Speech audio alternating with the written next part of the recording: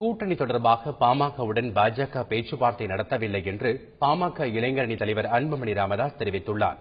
சென்னை தியாகராய நகரில் பாமக நிறுவனர் ராமதாஸின் அறிக்கைகளை 6 தொகுதிகள் அடங்கிய புத்தகமாக வெளியிடும் நிகழ்ச்சி நடைபெற்றது. இதில் கலந்து கொண்ட பின்னர் செய்தியாளர்களிடம் பேசிய அன்புமணி ராமதாஸ், பாமக வேட்பாளர் தேர்வில் இளைஞர்கள், பெண்களுக்கு முக்கியத்துவம் அளிக்கப்படும் என்று தெரிவித்தார்.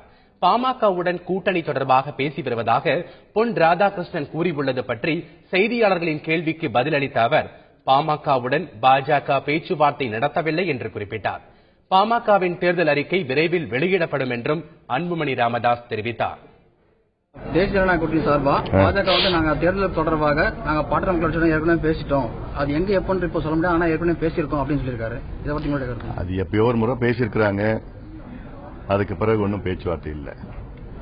சார், வேட்பாளர் பட்டியல் தாமதத்துக்கு கூட்டணி கட்சிகளுக்காக வெயிட்டிங் இல்ல, நிச்சயமா இல்ல. அதாவது எங்களுடைய யுக்திகளை, தேர்தல் யுக்திகள், மற்ற கட்சிகள் என்னென்ன வேட்பாளர், எப்படிப்பட்ட வேட்பாளர் எந்த தொகுதியில் நிறுத்துறாங்களோ அதுக்காக நாங்கள் காத்துக் கொண்டிருக்கின்றோம். அதை வைத்துத்தான் நாங்கள் முடிவு செய்வோம்.